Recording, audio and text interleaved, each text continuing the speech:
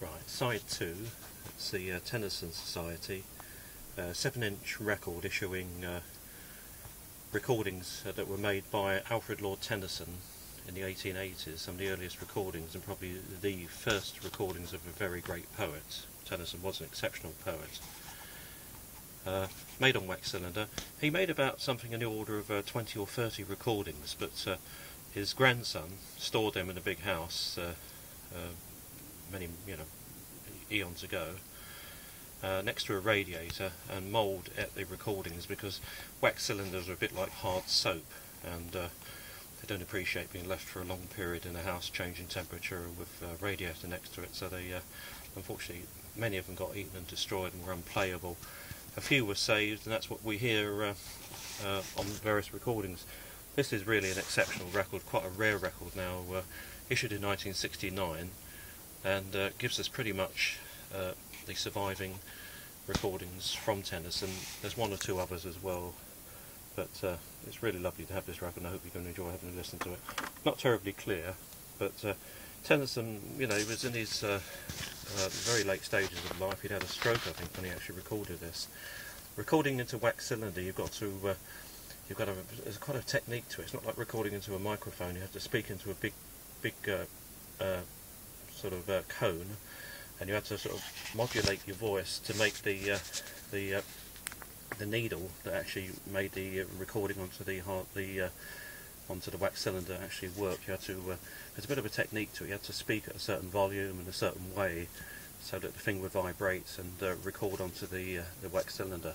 So it wasn't easy, and he was a very old man recovering from a stroke and his last legs, and he still managed to put in a game performance. You could tell he was actually a phenomenal reader. We'd love to have heard him in full high fidelity, but these recordings are just something from another world. They're a wonderful record of a great man.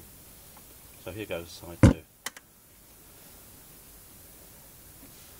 Right, see if I'm getting in the right place. I haven't got a great survival sight, so I always have a bit of a struggle finding the beginning of the record, so hopefully we're in the right place.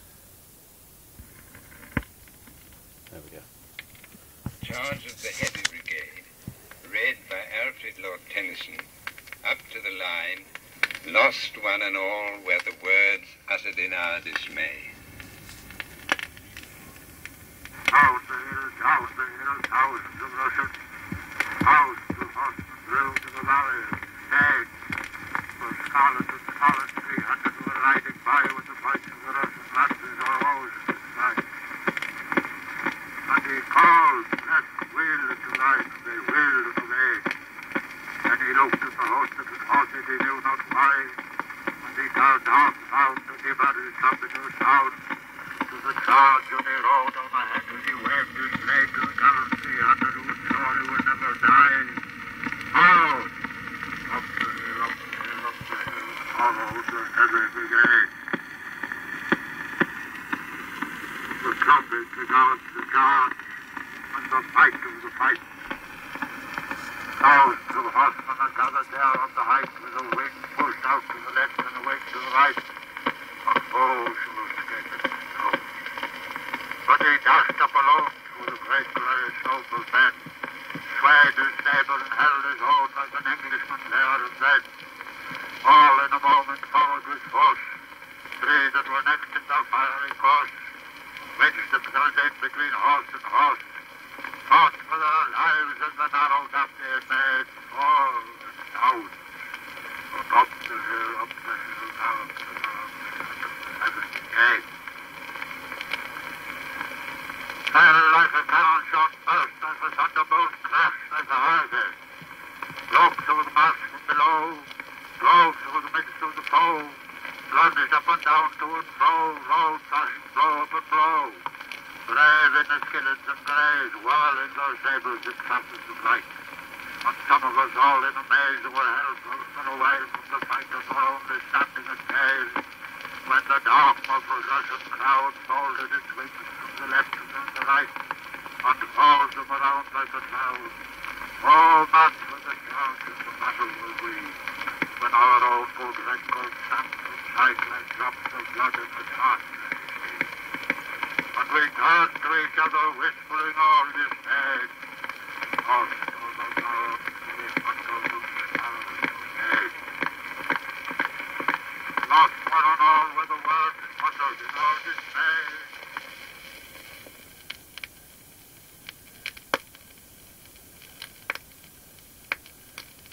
from the Northern Farmer new style, beginning with the third line of the third stanza, "Thou wilt not marry for money, thou sweet upon parson's lass," down to the end of the sixth stanza.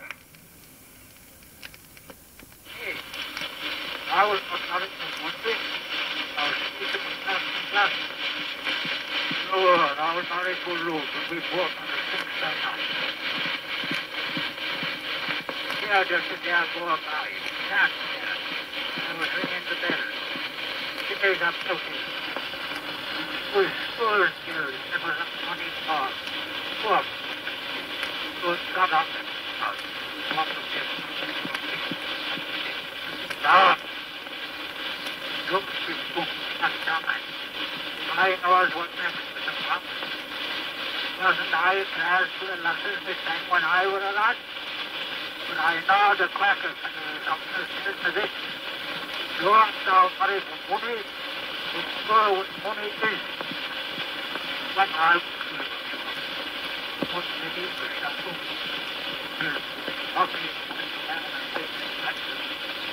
Yeah, but you want to do. And figure it out. Once you just go to total and pieces and that's not out.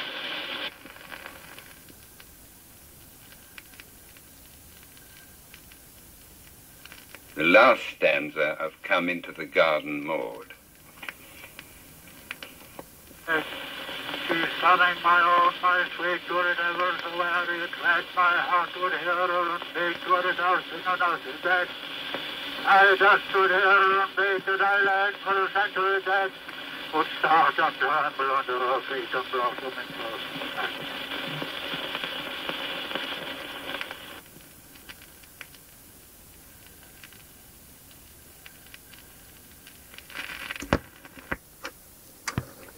That's the, as I say, that's 5 poems from Alfred Lord Tennyson, recorded in the 1880s. He was very late in his life. He'd had a stroke, and as I said, the recording into a wax cylinder recorder was not like recording into an electronic recording device.